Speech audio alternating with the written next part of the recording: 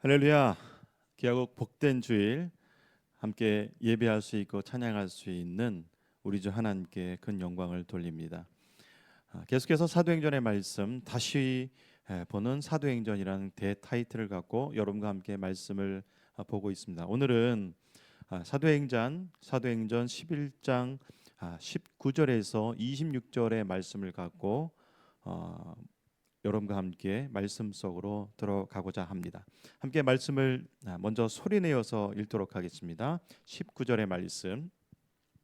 그때에 스데반의 일로 일어난 환란으로 말미암아 흩어진 자들이 베니게와 그브로와 안디오까지 이르러 유대인에게만 말씀을 전하는데 그 중에 그브로와 구레네 몇 사람이 안디옥에 이르러 헬라인에게도 말하여 주 예수를 전파하니 주의 손이 그들과 함께 하심에 수많은 사람들이 믿고 주께 돌아오더라. 예루살렘 교회가 이 사람들의 소문을 듣고 바나바를 안디옥까지 보내니 그가 이르러 하나님의 은혜를 보고 기뻐하여 모든 사람에게 굳건한 마음으로 주와 함께 머물러 있으라 권하니 바나바는 착한 사람이요 성령과 믿음이 충만한 사람이라. 이에 큰 무리가 주께 더하여지더라. 바나바가 사울을 찾으러 다소에 가서 만남에 안디옥에 데리고 와서 둘이 교회에 1년간 모여 있어 큰 무리를 가르쳤고 제자들이 안디옥에서 비로소 그리스도인이라 일컬음을 받게 되었더라. 아멘. 오늘은 그리스도인으로 불려진 제자들이라는 제목으로 여러분과 함께 주의 말씀을 잘 받고자 합니다.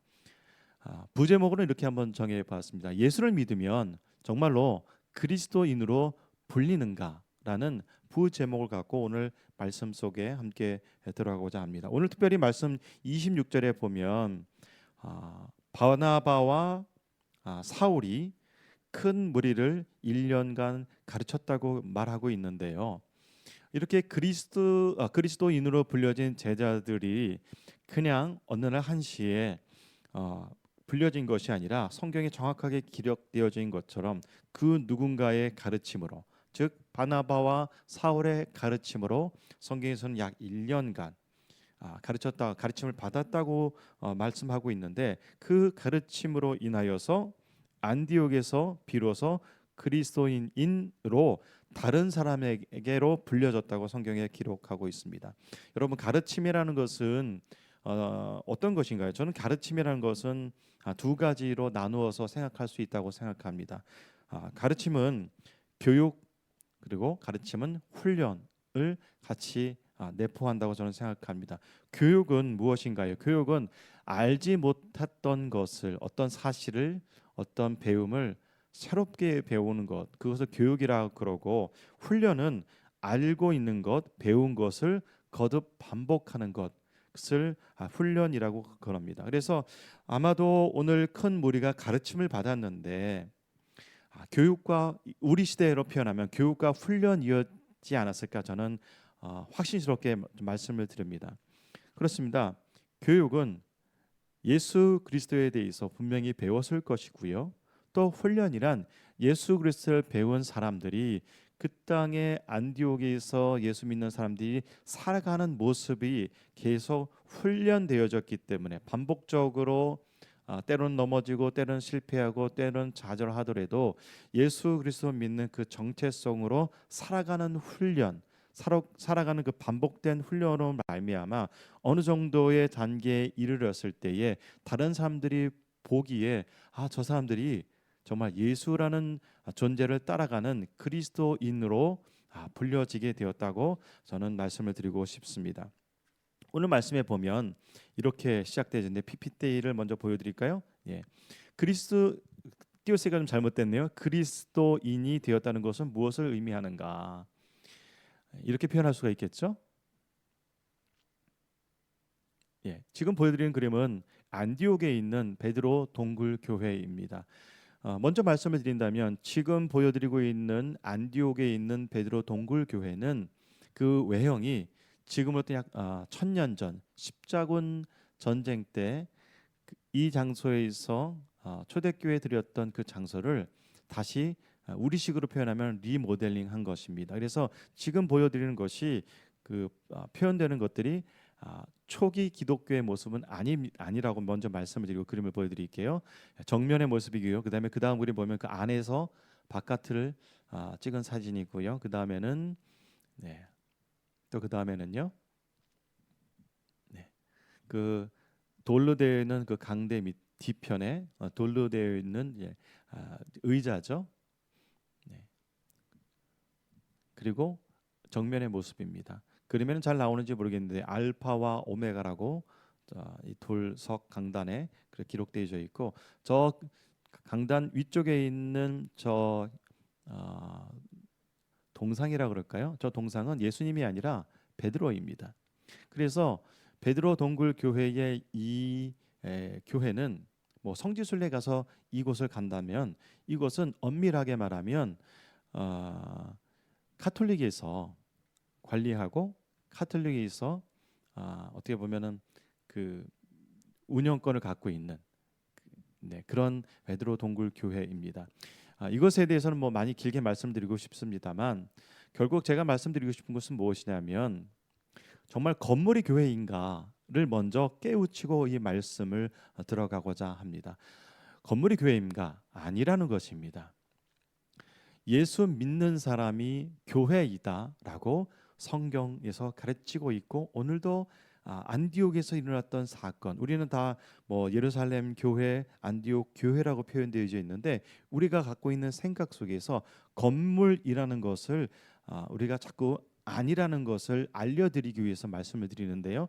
예수 믿는 사람이 교회입니다. 그래서 이 예수 믿는 사람이 교회라는 것을 그림의 한 장으로 또 보여드리면 사람들이 모여져 있어 십자가의 모양을 이루어진 것, 즉 예수 그리스도를 믿음으로 고백한 그 믿음의 공동체, 즉 예수 믿는 사람이 교회이고, 뒤집어서 말하면 교회는 예수 믿는 사람들의 모임이라고 말씀을 드릴 수가 있습니다. 다르게 표현하면 공동체라고 그러죠. 헬라어로는 에클레시아, 그 다음에 우리 한문으로는 교회, 이렇게 표현하고 있습니다. 여러분, 다시 한번 강조드리지만 교회는 사람들의 모임입니다. 조금 더 부연적으로 말씀을 드리면 우리가 교회에 다닌다, 어느 교회에 다닌다라고 표현하지만 이렇게 말하는 우리 스스로가 어떠한 교회명, 어떠한 교회 장소, 어떠한 건물 교회라고 우리도 모르는 사이에 그 공간적인 것과 그런 장소적인 면에 우리 생각이 매이게 되는데, 우리가 계속 깨트려야 될 것은 무엇이냐면 예수 믿는 사람이 바로 교회라는 것을 다시 한번 강하게 말씀을 드립니다. 오늘 말씀에 보면 비로소 그리스도인이라고 안디옥에서 일컬음 받게 되었다고 성경에 기록되어져 있는데, 그렇다면 그리스도인이 되었다는 것은 무엇이냐? 사도행전 11장 26절에서 이렇게 기록하고 있습니다. 만남에 안디옥에 데리고 와서 둘이 교회에 1년간 모여 있어 큰 무리를 가르쳤고, 제자들이 안디옥에서 비로소 그리스도인이라 일컬음을 받게 되었다라고 말하고 있습니다. 잠깐 이 말씀을 보십시오. 제가 노란색으로 색을 입혀놨는데, 우리는 보통 안디옥에서 그리스도인이라고 불려졌다고, 최초의 그리스도인으로 불려진 이 이방 땅 안디옥에서의 이 사건을 우리는 기억하고 있었는데, 말씀을 가만히 정확하게 바라보면 어떻게 표현할 수 있다면 제자들이 그리스도인이 되었다고 성경에서 기록하고 있습니다. 그럼 이렇게 표현할 수가 있죠. 제자는 그리스도인이라는 것입니다. 아까 교회의 모습을 보여드렸지만 오늘 말씀에 보면 이 바나바가 안디옥에서 예루살렘에서 안디옥으로 가서 하나님의 은혜가 안디옥 땅에 임한 것을 보고 어떻게 말하였냐면 23절의 말씀, 기뻐하며 모든 사람에게 굳건한 마음으로 주와 함께 머물러 있으라고 권면하였습니다. 이때 당시에는 그리스도인이라고 다른 사람으로부터 그러한 호칭을 받지 못했는데 바나바와 사울이 1년간 큰 무리를 가르쳤다고 성경에서 기록하고 있고, 이렇게 가르침 받은 사람이 그 무리가 이제 무엇이라고 성경에서 표현하고 있냐면 제자라고 말하고 있습니다. 그래서 제자들이 그리스도인으로 풀렸다는 것이 성경에서 정확하게 가르치고 있는 우리들을 향한 깨우침이라는 것입니다. 그리스도인으로 불려진 제자들이라고 오늘 이 말씀을 갖고 이 말씀 속으로 더 깊게 들어가고자 합니다. 오늘 말씀에 보면 19절에 그렇게 기록하고 있죠. 19절에서 보면 그때의 스데반의 일로 일어난 환란으로 말미암아 흩어진 자들이 베니게, 구브로, 그 다음에 오늘 말씀의 현장 가운데 안디옥까지 이르러 누구한테 말씀을 전하였냐면 유대인들에게만 말씀을 전하고 있다고 성경에 기록하고 있습니다. 그런데 그 중에서 20절에 보면 또 성경에서 이렇게 기록하고 있습니다. 그 중에 구브로와 구레네 단지 몇 사람이, 많은 사람이 아니었습니다. 단지 몇 사람이 안디옥에 이르러, 이 땅 안디옥에 이르러서 누구한테 복음을 전하였냐면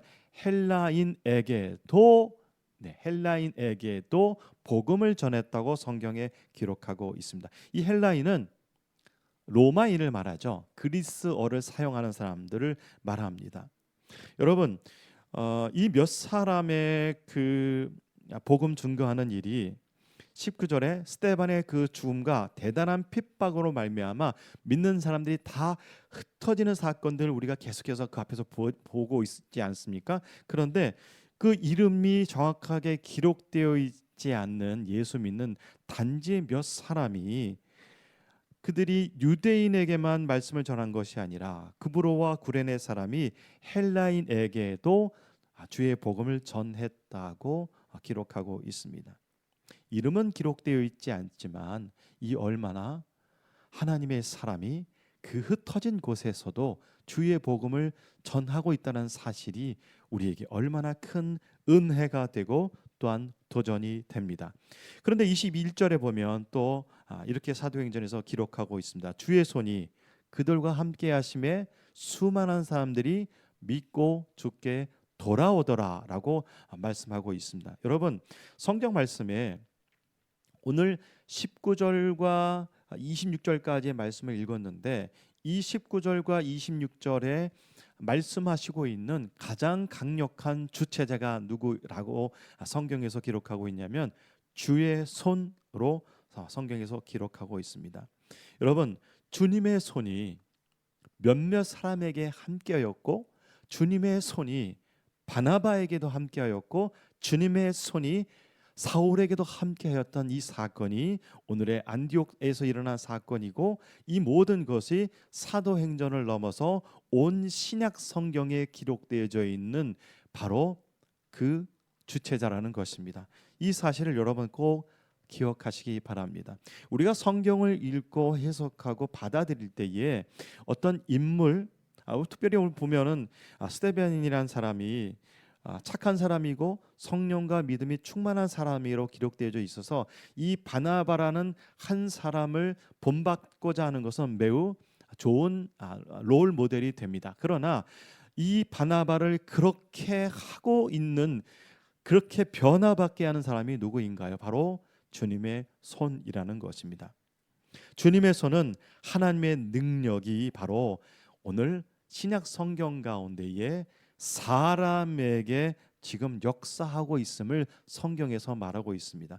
여러분, 하나님의 손은, 하나님의 능력은 구약 성경에서 어떠한 손이었습니까? 하나님의 능력은 창조하셨던 창조의 능력의 손이셨고, 또한 이 하나님의 손은 많은 사람들 먹이고 구원하시고 이끌어내시고 보호하여 주시고 또한 그들을 말씀을 주셨던 하나님, 그런 하나님이시라는 것입니다. 대자연을 통하여서 역사하셨던 그 하나님의 손이 이제 신약 성경 가운데 사람에게 역사하고 있음을 21절에서 분명하게 기록하고 있습니다.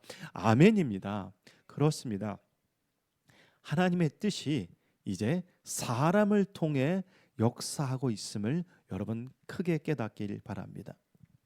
여러분, 하나님의 뜻이, 하나님의 계획이 사람 가운데 일어났음을 성경에서 21절에서 기록하고 있는데, 한 가지 우리가 생각하고 넘어갈 것은 무엇이냐면, 십자가 사건이 끝입니까? 이것 또한 아닙니다. 이 십자가의 사건으로 끝나는 것이 아니라 지금도 진행되고 있는 것이 무엇이냐? 바로 복음 전파의 사건이라는 것입니다. 이 모든 사건의 주체는 하나님의 역사이고 21절에도 분명하게 기록하고 있는 것은 무엇이냐면, 주님의 손이 수많은 사람들과 함께 할 때에 예수 그리스도를 믿는 사건이 일어났고, 이제 드디어 유대인에게만 전해졌던 주의 복음이 이제 안디옥에게도, 헬라인에게도, 우리 이방인에게도, 지난주 말씀을 따라간다면 로마인 고넬료에게도 복음이 전파된 것처럼, 이제 더 가이사라를 지나서 그 위쪽 지방인 수리와 안디옥에서도 주의 복음이 매우 강력하게 지금 전파되고 있는 그 사건의 현장을 우리는 보고 있습니다. 특별히 21절에 보면, 저는 제가 개인적으로 이 부분을 이렇게 좀 나누고 싶어요. 제 개인적인 말씀을 좀 나누고 싶습니다. 21절에 보면 맨 마지막에 이렇게 표현하고 있죠. 주께 돌아오더라 라고 성경에서 기록하고 있습니다. 여러분, 주님께 돌아온다는 표현은 제 개인적으로는, 물론 성경의 말씀입니다만, 정말 참 좋은 표현입니다. 예수를 믿는 것은 내가 예수를 몰랐기 때문에 예수께 어떠한 새로운 존재에게 가는 것이 아니라 몰랐던 예수께 돌아가는 것입니다. 우리를 창조하신 하나님을 알게 되었기 때문에 창조하신 하나님께 되돌아가는 것입니다. 그래서 예수를 믿는 것은 주께 돌아간다는 성경의 이 표현 방식이 정말 우리를 감동케 합니다. 창조주, 모든 만물의 주인인, 우주가 창조되기 전에도 계셨던, 존재하셨던, 스스로 존재하셨던 하나님께 돌아간다고 21절에 표현되고 있습니다. 우리도 주님께 돌아간 존재입니다. 여러분, 그런데 오늘 여기 말씀에 보시면 주의 손이 그들과 함께 하신다고 기록되어 있습니다. 이 주의 손이 함께 한다는 사실을 다르게 표현하면 하나님의 뜻, 하나님의 계획을 말하고 있습니다. 말씀을 읽으면서 저는 예수께서 하신 말씀이 기억이 났습니다. 그것은 마태복음 24장 3절에서 14절까지의 말씀인데, 3절에서 제자들이 주의 임하심과 세상 끝에는 무슨 징조가 있냐고 물어봤습니다. 그 다음 거 보여주시면, 제자들이 예수님께서 십자가 지시기 전에 주님이 언제 임하십니까? 세상 끝은 어떠한 일이 일어납니까? 라고, 세상 끝에 어떤 징조가 있겠냐고 제자들에게 물었을 때 예수님의 답변은 마태복음 24장 14절에서 이렇게 말씀하셨습니다. 함께 읽어보실까요? 이 천국 복음이 모든 민족에게 증언되기 위하여 온 세상에 전파되리니 그제야 끝이 온다고 말씀하셨습니다. 여러분, 주의 복음이 세상에 전파되어질 때에 그제야 끝이 온다는 이 하나님의 손, 하나님의 계획, 우리를 구원하신 역사의 사건이 십자가로 끝나는 것이 아니라 주의 복음이 세상에 전파되어질 때 이제 세상에 끝이 올 거야 라고 제자들에게 말씀하셨고, 그 사건이 지금 안디옥에까지 일어나고 있고, 이 시대에 우리가 예배드리고 있는, 대한민국에서 예배드리고 있는 우리 모두가 이 사건의 현장 가운데에, 이 2000년의 역사 가운데 우리도 사도행전 28장을 넘어서 29장을 넘어서 우리가 살아가고 있는 이 사건이라는 것입니다. 여러분, 우리가 무엇을 이 말씀을 통해서 다시 한번 깨닫게 됩니까? 하나님의 뜻, 하나님의 계획이 모든 민족에게 복음이 증거되는 것이 하나님의 계획이라는 것입니다. 그래서 주님의 공동체의 손, 공동체에 임하셨던 주의 손, 주님의 뜻이 오늘 21절에 주의 손이 그들과 함께 하심에 수많은 사람들이 믿고 주께 돌아오더라고 기록하고 있고, 이 역사의 주체자가 누구시냐? 바로 하나님이시라는 것입니다. 무엇을 위해 이 세상의 시계가 흐르고 있는지 여러분 분명히 기억하시기 바랍니다.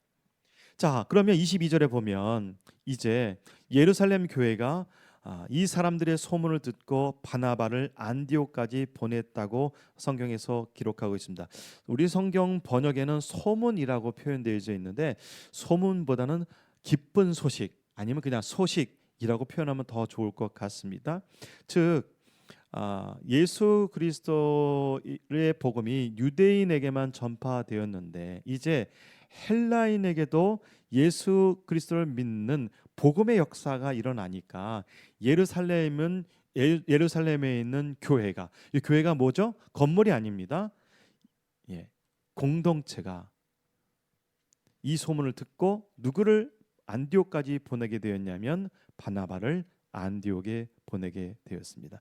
안디옥에 도착한 바나바가 보니 23절에 그가 이르러 하나님의 은혜를 보고 기뻐하였다고 말하고 있습니다. 그렇습니다. 우리가 이 땅의 삶 가운데 여러 가지 기쁨이 있지만 예수 그리스도를 구주와 주님으로 믿고 회심하고 주님께 돌아오는 사건이 우리의 기쁨이 되기를 원합니다. 우리의 즐거움이 되길 원합니다. 우리의 영적 풍성함이 되길 원합니다. 자, 그래서 이제 드디어 사울의 사역이 시작되어집니다. 25절에 보면 바나바가 이제 누구를 찾으러 가냐면 사울을 찾으러 그의 고향인 다소에 갔습니다. 다소에 가서 사울을 이제 안디옥까지 데리고 와서 26절에 아까 읽었지만 다시 한번 읽겠습니다. 만남에 누구를 만났죠? 사울을 만났습니다. 누구를 만나고 어디로 데리고 왔죠? 안디옥에 데리고 와서 둘이 협력 사역을 하여서 1년 동안 큰 무리를 가르쳤다고 성경에 기록하고 있습니다. 그러므로 인하여서 제자들이 안디옥에서 비로소 그리스도인이라 일컬음을 받게 되었다라고 성경에 기록되고 있습니다. 이 일컬음을 받게 되었다는 것을 좀 길게 표현하면 다른 사람의 평가가 그 사람들이 보기에 그들은 그리스도인처럼 보여졌다는 것입니다. 이 가르침이 어떤 가르침이었는지 성경에서 오늘 26절의 말씀에는 기록되어 있지는 않습니다. 하지만 바울의 여러 서신서 가운데에 교회에 대해서, 교회 공동체에 대해서 그 가르침들이, 수많은 가르침들이 있는데 저는 이 가르침에 대해서 한 가지의 이 말씀을 놓고 이 가르침이 무엇인지 우리가 깨닫고자 합니다. 여러분, 이 그리스도인이 되었다는 것은 다르게 표현하면 예수 그리스도와 결혼한 것이라고 성경에서 가르치고 있습니다. 바울이 말하고 있는데요. 이 가르침에 대하여서 에베소서의 말씀에 보면 이는 남편이 아내의 머리 됨이니 그리스도께서 교회의 머리 됨과 같음이니 그가 바로 몸의 구주신이라고 이렇게 말하고 있습니다. 그 다음 말씀에 보시면 이는 곧 물로 씻어 말씀으로 깨끗게 하사 거룩하게 하시고 자기 앞에서 영광스러운 교회로 세우사 티나 주름 잡힌 것이나 이런 것들이 없이 거룩하고 흠이 없게 하려 하심이라. 우리는 그 몸의 지체임이라. 31절 그러므로 사람이 부모를 떠나 그 아내와 합하여 그 둘이 한 육체가 될지니 이 비밀이 크도다. 나는 그리스도와 교회에 대하여 말하노라. 32절까지만 보겠습니다. 여러분, 보통 우리는 이 말씀을 읽을 때에 한 가정 안에서 믿음의 가정에 부부 관계에 대해서 우리가 말씀을 많이 그런 관점으로 성경을 보고 있는데 이 말씀 가운데 핵심 메시지는 무엇이냐면 바울이 32절에서 그렇게 분명하게 말하고 있습니다. 이 비밀이 크도다. 나는 그리스도와 교회에 대하여 말하노라라고 말한다고 성경에서 이렇게 말하고 있습니다. 여러분, 예수 그리스도를 믿는다는 것은 그냥 그리스도인이 된다는 것은 그냥 교회 다니는 사람이 아니라 예수 그리스도와 정혼한 것이라고 성경에서 가르치고 있습니다. 여러분, 제자는 어떠한 사람이 제자입니까? 예수를 구세주로 받아들인 사람이 제자인 것이십니까? 예. 오늘 말씀에 제자가 그리스도인이라고 말하고 있습니다. 하지만 오늘 에베소서 5장 32절의 말씀에 보면 조금 성경에서는 다르게 표현합니다. 모든 사람에게 구세주를 받아들인 사건이